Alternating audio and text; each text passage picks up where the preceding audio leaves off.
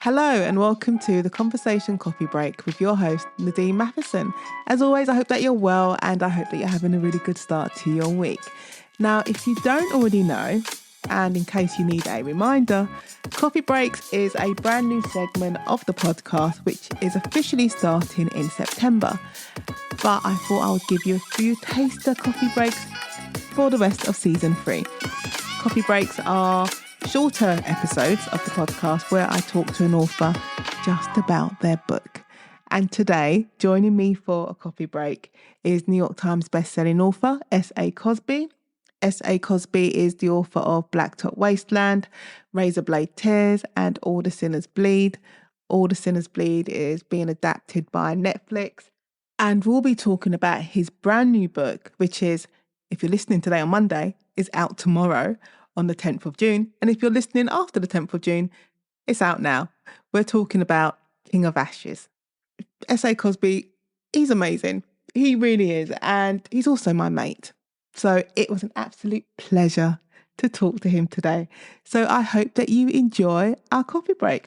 Oh, and before I start, can I just remind you, if you really enjoy the coffee break and you really enjoy the Full Conversation podcast, could you please consider buying me a cup of coffee? And you can do that simply by going to the links in the show notes. It's up to you how many cups of coffee you buy, but your support will go a long way to make sure, well, the conversation keeps on going and that we can continue to meet like this. So normally, for the conversation, I will say, let's sit back, we'll go for a walk.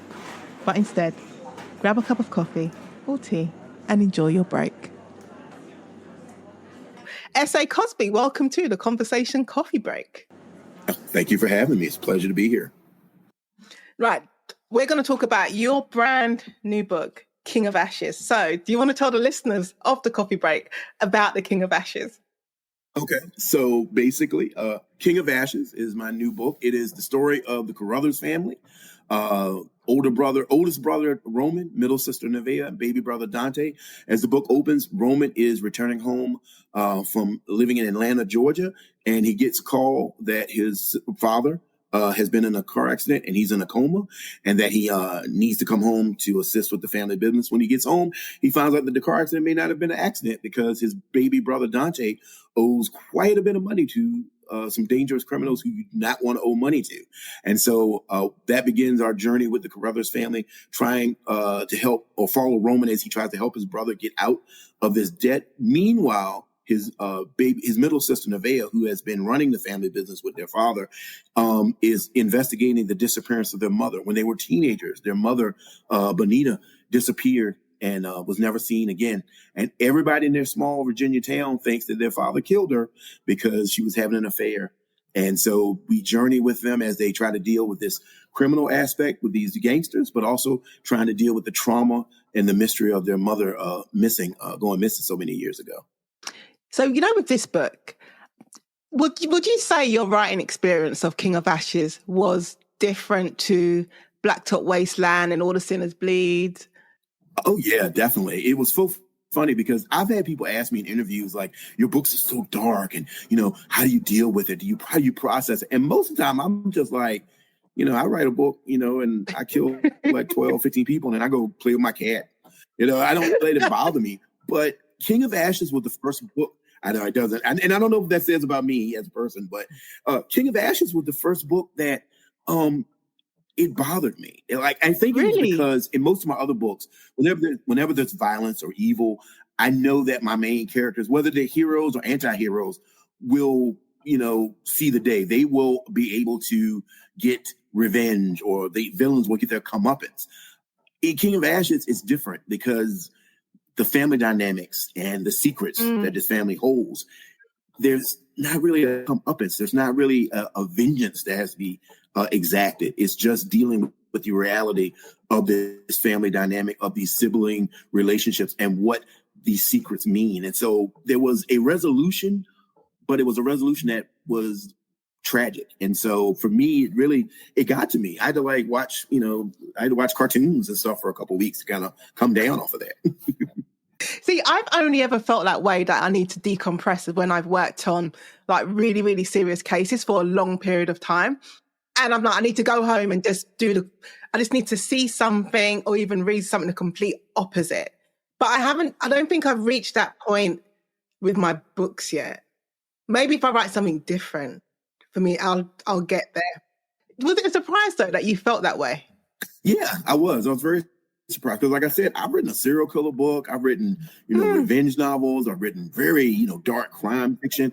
I've never felt that way, and then, like, this was unusual. It was like it made me feel like these characters. I felt bad putting them through what I put them through, and I don't usually feel like that. But it really was something, like I said, I had to sort of walk away from and sort of reevaluate. But then after I was able to reevaluate, able to decompress, I went back and read the book again, and I'm really proud of it. I think every book I feel like I'm doing what I do well as I can do it. And so I felt that way about All the Sinners. I felt that way about Razor Blade. I felt that way about Blacktop, My Darkest Prayer. With King of Ashes, I really do feel like everything is sort of coalesced around the story that I'm trying to tell. Like the things I feel like, I don't want to say excel at because I think it's egotistical, but the things I feel like I do well. Like I think I'm pretty good with dialogue. I think I'm pretty good with setting and character. And it felt like in King of Ashes, all those things were all firing on all cylinders. And so I'm proud of the book. It is very dark, and I have had some concern about how people will respond to it, but I've seen early reviews and people seem to be responding to it very positively, which is good. The story is tragic, but the tragedy comes from the fact that the three siblings love each other so much, and they do. Mm-hmm. It's not a toxic or dysfunctional relationship. It's a family relationship, and that family relationship is very rooted in both their love for each other and the secrets they hold from each other. And so the tragedy doesn't work if they don't legitimately care about each other. There are moments in the book where they're just being siblings and they're, busting each other's chops, but also telling each other how much they love each other, how much they care about each other. And they not just say it, but they show it. And so when the tragedy comes, it feels so profound because you know that these characters do love each other. They do care about each other. They just have a difficult time communicating. And I think that's relatable, hopefully, to a lot of different people. When you was writing King of Ashes, are you able to, I'm going to say, put aside the success that you've had with the other books? Are you able to completely ignore that? Or is it still like white noise in your head? It's terrifying because, you feel like I wasn't expecting that. Sometimes I feel like the dog who chased the car and caught it, and then what do you do? How, what's the next step? For me, I feel like my books, people connect with them in a way. I feel proud of them. I don't want to have a dip in quality. I don't want to have people's expectations not be met. So I give everything I have to these books. So the success of the books is sort of, I wouldn't say ignorance, but it's definitely something. It's like a shadow looking over my shoulder because, I want to make sure I write the best book I can. I want to do well for myself, for my readers, for my publisher, my agent. There's so many people I feel like are dependent on me. So like, I can't phone it in, and I never phone it in. I come from a very sort of blue collar background. So for me, somebody's going to plunk down, 28 quid, as you say over there or whatever for a book of mine. I want them to feel like they got their money's worth. I don't want them to feel like I was half stepping, and so I bring the heat. I try to anyway. And sometimes bringing the heat means stuff gets dark. Stuff is violent. Stuff is very emotional. But I never want to leave a book or finish a book feeling like, well, it was okay. I give it everything I got, and hopefully people will see that when they read it. Yeah. Okay. So, Sean, what came to you first with King of Ashes? Was it the characters, a specific scene, the overall premise, or something completely different? It was a specific scene. So there's a scene in the book where, and this is not a spoiler, I'm not going to say which character it is, but there's a character being tortured. And he's being tortured in a dog kennel, right? And he's having these dogs they are just chewing up on his legs, man. And I saw, there's a movie, which I have a very complicated relationship with, called Pulp Fiction. I'm not going to get into that now, but I have a very complicated relationship with Pulp Fiction. And so there are things in Pulp Fiction I really love, and there are things in Pulp Fiction I really hate. And anyway, but there's a throwaway line at the end of Pulp Fiction where Marcellus Wallace says to one of his underlings, they're trying to get information about a character named Butch. And they're like, take the trainer down to the kennel and set the dogs on it, and we'll see what he know and what he don't know. Yeah. And that line has always sounded so dark and so esoteric to me. And so I just had this image of a guy out in a barn in the middle of nowhere getting dogs set on it. And I was like, I started thinking, like, why would he have those dogs set him? Who owns the dogs? Where does all that? And then, so it sort of just grew from there. And I was able to actually incorporate that scene in the full finished copy of the book. But that's sort of where it came from. And then it just sort of mushroomed from there, because I'm like, well, what would necessitate somebody having to torture somebody like that? And who are these characters? And so on and so forth. And then it just popped in my head, oh, he knows something about this family. And it just kind of rolled from there. And so the characters came out of sort of this idea of family and family dynamics. Like, I think for me, I have a brother, and we're pretty close, but I do understand that in our family, we have been given certain roles, right? And sometimes you're given roles that you didn't ask for, but you're given it anyway. And so that kind of sort of melded with that image, like, what kind of family is this? Who are these people? What roles have been given? And all these roles that they willingly accepted. And so it kind of just grew from there. So then the crime aspect sort of came after the sort of idea about the family dynamics. Yeah, I always say when people ask, where did you get your inspiration from? I'm saying normally it starts with a scene, but then it's not necessarily the whole scene. It's the questions that follow on from the scene, because you are then asking the who, what, why, when. And then, whilst me, I'm walking around the house, I'm in the kitchen, I'm trying to answer those questions. I'm like, well, why has he said this? And who is he? And then that's what then brings on the rest of the story. Mm-hmm. Yeah, definitely. That's for me too. Like, once I get the characters, what are they doing? What do they want? Why do they want it? And how far are they willing to go to get it? Those are the things I like to answer. If I can answer those questions, then I can start the book. Yeah. Okay, so which character surprised you the most whilst writing? Neveah, the sister. Because I wanted her to be strong. I really do work really hard to make really strong female characters. I don't want my female characters to be sidekicks or, trophies or what have you. I want them to have agency, And so with Neveah, in my mind, when I first started writing about her, she felt kind of bitter, but she had a right to be bitter. Roman, who's the oldest brother, has gone on to Atlanta and living this wonderful life. Dante is the baby brother. He's irresponsible. He drinks and takes drugs and parties all the time. And she was the one holding the family business together. And so at first she felt very bitter. But then when I was writing her, I understood that A, she has a right to her bitterness, but also B, she's not bitter. She's sad, And once I understood that and I understood why she was sad, then it made her a much more complete character, a much more rounded character. In the book, she's in a very toxic relationship. And there's a scene in the book where she ends that relationship in a very public, very visceral way. And I'm going to tell you, I wrote that scene, but I was cheering her on the whole time.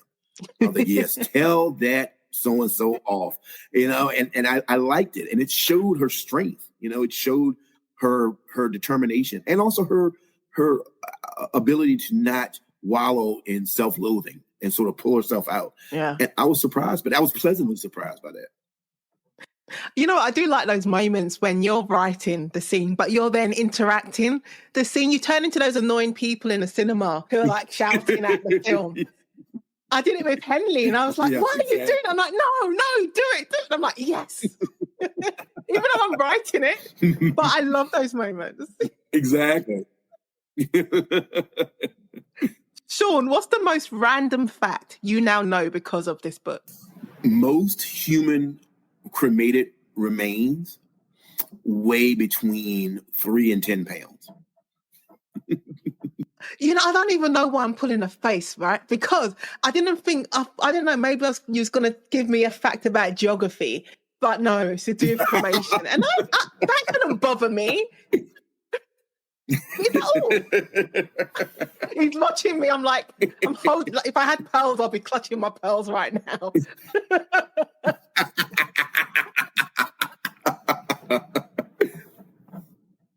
that all? 3 pounds?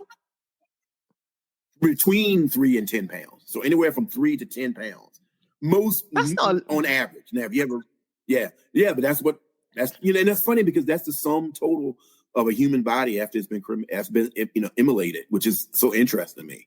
Now if someone's the larger, obviously probably way more, but that's the average, which I just found fascinating when I was doing research on this. God, I was going to tell you a story about when my Uncle Charlie got cremated. And this is how weird my brain is. So we're in the crematorium. And so we're in there. And what I couldn't get, because, the coffin disappears through the curtains. And I know it's about to go. Right. It's burning. But I just couldn't understand why the place was so cold. I was like, this crematorium is freezing. And I couldn't understand it. Why it was? I was like, it should not be cold because clearly there's a fire. Oh God.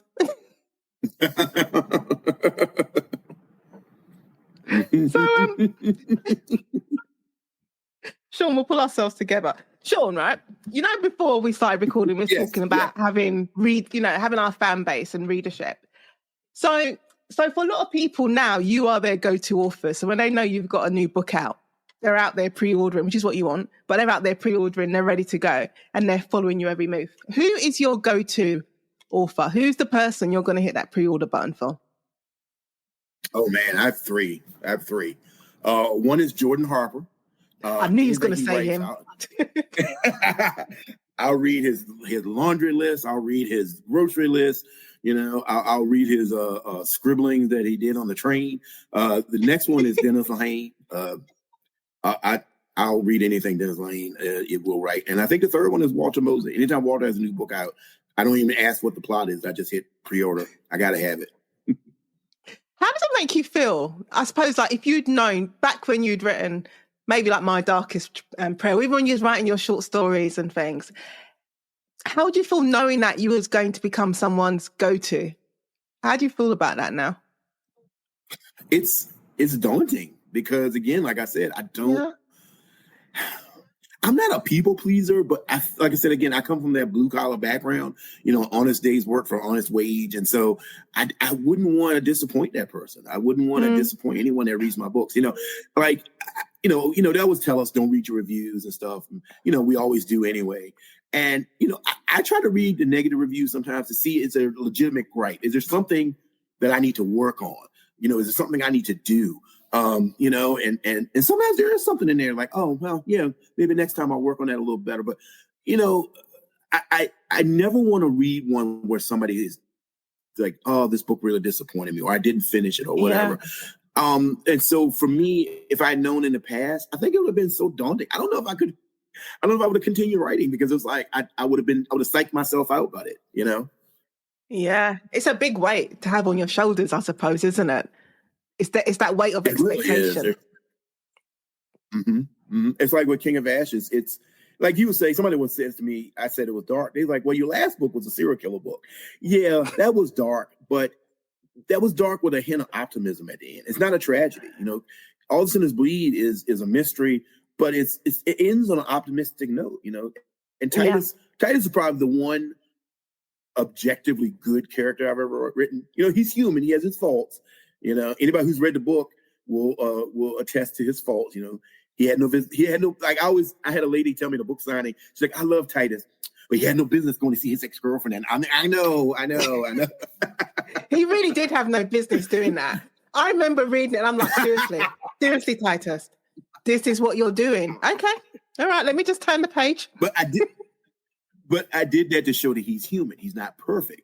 But with the characters in King of Ashes, they're very much shades of gray. And so, again, it's a tragedy. I mean, that's not a spoiler. It's a dark story. And I think for me, acknowledging that and understanding that goes a long way to hopefully the readers understanding it and accepting it, we all love stories. We're all storytellers, and I love, like Shakespeare. I love Shakespeare. So I love, A Midsummer's Night Dream, but I also love, King Lear. And so I think you can have both in your oeuvre, if you will. So. But, you're talking about showing the flaws of your characters. It's like the characters are human and you want them to come across as being real. And you want your readers to have a reaction to that, whether it's a visceral one or whether it's one where they just want to throw the book across the room. You do want them to have a reaction. So you do have to give them those flaws and those dreams and also the failed dreams and all of those sort of things. Mm-hmm, mm-hmm. Oh yeah, definitely. I think the flaws make people connect with the characters. You know, I used to read. There used to be a series of books back in the day. There was these spy thrillers called the Mac Boleyn series, right? And Mac Boleyn was basically America's James Bond, but also kind of John Wayne. And you know, he was tough. You know, women wanted him, men wanted to be him, and you know, those books were good when I was a kid. But you know, when you become an adult, those books can be kind of boring because you know, who wants to read about a perfect guy that there's no stakes in a book like that because you know he's always going to win. I like books where, you know, it's a little muddled. Are they going to win? And is everybody going to survive? You know, I can't remember what book it was, but one time I read a book and the dust jacket said, you know, it was like a fantasy novel, but it was like a great adventure that will for those who survive. Right. And I love that sort of idea like, oh, everybody's not going to make it. You know, not everybody's going to be at the award ceremony. I got to read this and see what's happening. You know? It reminds me of Walking Dead. You know, if you might have seen like memes of they've shown the original group in The Walking Dead, the original group of survivors. And then you get to the end and literally I think the only ones left is like Rick and Carol and Daryl. And that's it. And everyone else in that original group, even this kid, even Carl's gone. And it's that kind of thing. Like, we will make it. Yeah. And I think it allows readers and viewers to have stakes. I think stakes makes books exciting. You know, like with King, like I'll say this because of my most recent books. With All This in His Bleed, I think people know Titus is the lead character. He's probably going to make it. But everybody else is on the chopping block, including people he cares about, including people he loves. And so, you know, I really worked hard to create that sense of anybody can get it. And I tried to do that with King of Ashes, you know, and it even in King of Ashes, I hope it ups the ante because these are siblings. So the fact that they're on the chopping block makes it even more nerve-wracking, more stakes involved. And I think as a thriller writer, as a crime writer, you have to do that, unless you're writing a cozy, you know. I mean, you know, a cozy, everybody can just at the end of the book have a cosmopolitan or aperitif and call it a day. I was going to say a cup of tea and a cream cake, but no, an aperitif. The same business. Same thing. Sean, you probably answered this question already though, but was King of Ashes harder or easier to write than All the Sinners Bleed? And why? It started out being easier. But by the time I got to the middle and I knew what some of the twists and some of the revelations were going to be, it got real hard. I would say the two hardest books I've ever written are King of Ashes and Razorblade Tears. Because really? Razorblade? Yeah, not everybody makes it to the, like I said, to the award ceremony in both of those books. And it was difficult. And I think with characters in Blacktop Wasteland, how can I put this? Those characters are in the life. You know what I'm saying? Like in America, sometimes we use the life as a euphemism for criminal underworld. Yeah, same here. They're in the characters in the life they kind of know the risk that they're taking. With Razorblade, those two characters used to be in the life, Buddy Lee and Ike, but they've gotten out, they've escaped. And so me putting them back in it was difficult because, you know, it's almost like an addict. They fall off the wagon in that book, so to speak. You know, but Ike has a line in there that he didn't want to start on a mission of revenge, not because he was afraid to spill blood, but because he was afraid he couldn't stop. And so it was sort of, for me, hard to put them in that predicament. With King of Ashes, these are not characters that are criminals. These are regular, you know, Roma's a financial advisor. His family runs a crematory. They're regular people.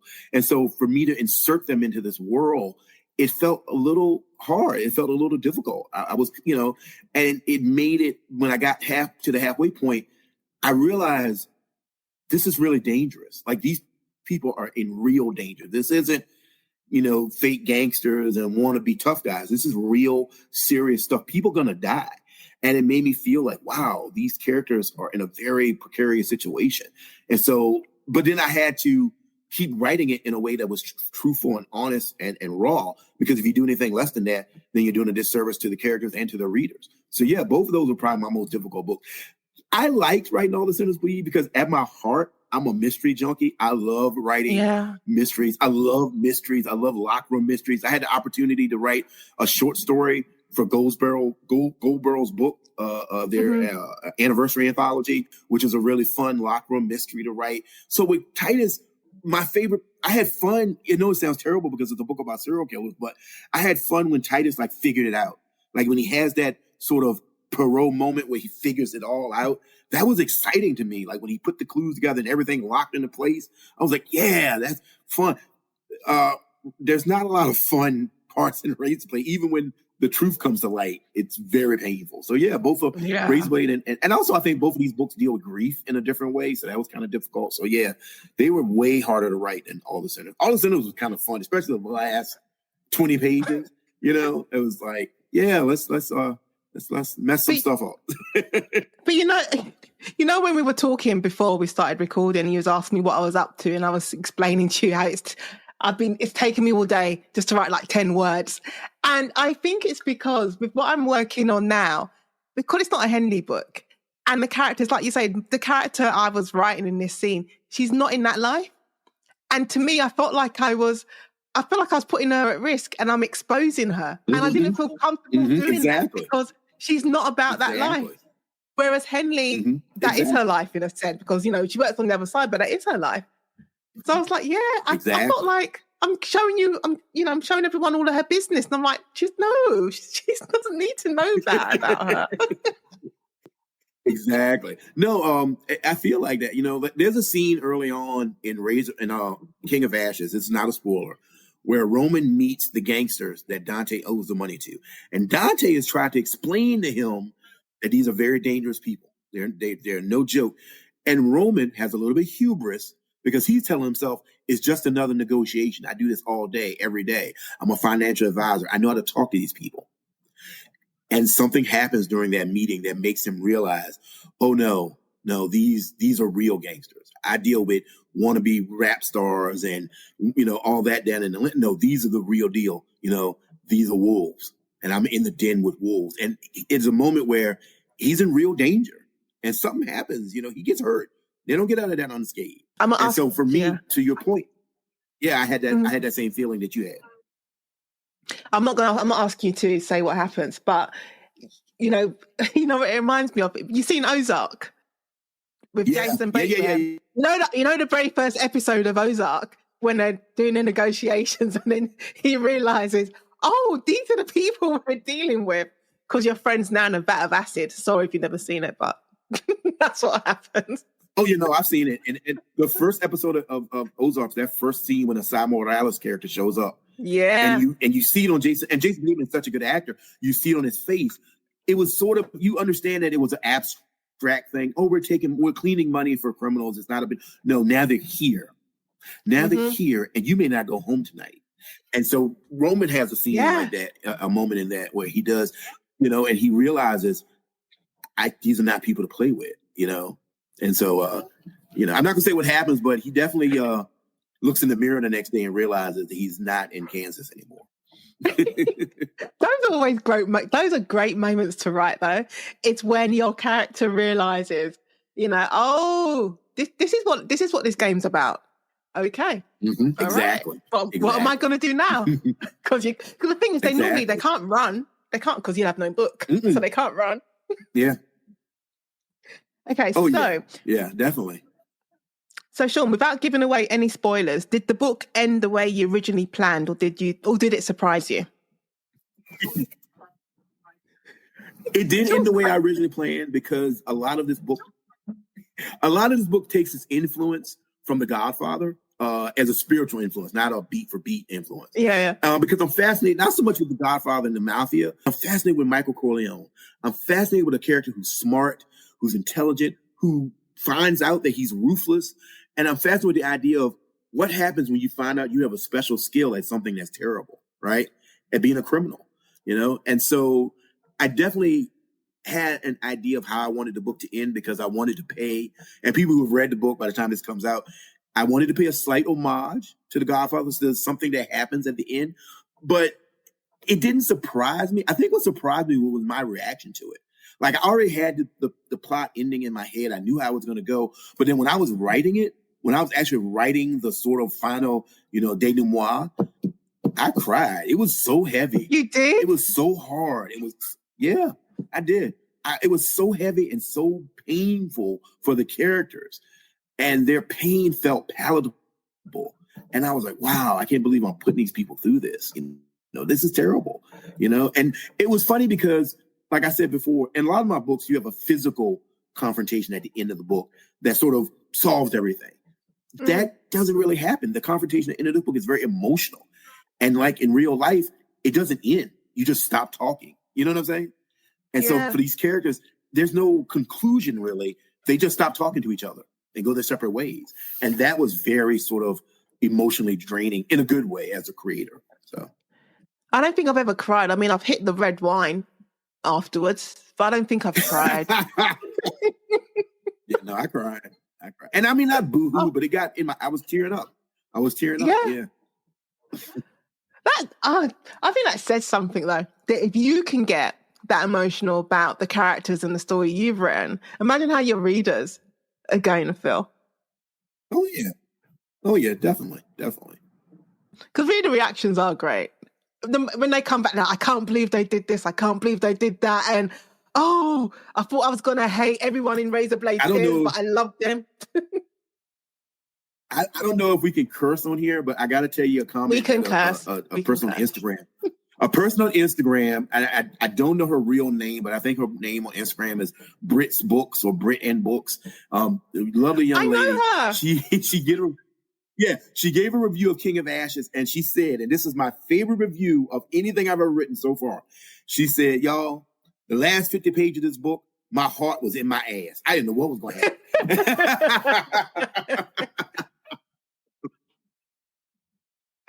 So that's my favorite review of all time. I love that. I love that. So, Sean, did you ever hit the wall when writing King of Ashes, and how did you get past it? Oh, yeah. I think when I hit that halfway point, I had certain concerns about being able to create and maintain a tone that was both suspenseful but also emotional. And I ended up talking to a friend of mine. I ended up talking to Jordan Harper. We're friends. I mean, I admire him as a writer, but we're also friends. And he gave me a good piece of advice. He said, it doesn't have to be as good as anything else you've ever written. It just got to be good.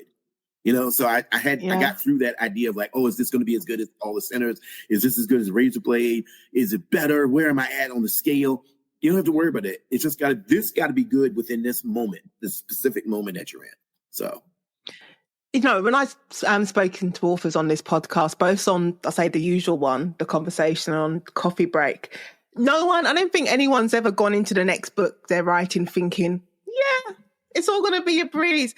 It doesn't matter how successful they've been with their earlier books. It's always, oh my God, can I do this again? And then you just have to tell yourself, you just need to write this book. You just need to write this story and just work through that. Just work through that. Mm-hmm, mm-hmm. Crazy. Yeah, definitely. So, I think that's true. I think every book is the book that you're writing now, and that's the book that's the most important one. Yeah. Sean, what are you working on next? I know already. But the listeners don't know. I'm currently working on an adaptation of Luke Cage for Marvel. In the middle of that right now. But my next crime novel, I have 2 ideas. I actually just had a meeting with my editor about it. So I'll give you the Cliff Notes version or elevator pitch of both ideas, because I haven't picked which one it is yet. Okay. So one idea is tentatively titled Bound Not by Blood. It's about 2 best friends. One's an artist. He makes stained glass windows. The other one's a hitman. They've been best friends since they were kids. And at the beginning of the book, they're going on their annual fishing trip, and they get a call from a young lady they knew in the past that her son is missing and she needs to find him because she needs him for a medical procedure to save her life. And she also tells them, and by the way, one of you guys might be the dad. So they go on a road trip to find this kid, but they also sort of are analyzing and trying to understand their friendship and maybe the fact that their friendship is coming to an end. And so that's one book idea. The other one is called, tentatively titled Highway Full of Night. And it's about a young man set in the late 80s, early 90s. And it's about a young man in Virginia who's a getaway driver who may be or maybe not related to another getaway driver. And he has to get out of Virginia. Oh. And so he has a friend who's going to LA to be a musician. And so the friend tells him, hey, ride along with me, keep my van running, and you can come to LA with me. And when he gets to LA, he finds out that, there's a whole big wide world that he never knew about, and he meets these artists and he meets an actress or an aspiring actress, but he also meets some gangsters, and he meets a young lady who is with those gangsters. So he's torn between these two young ladies. He's torn between two types of life that he can have. And so we kind of see how he navigates that.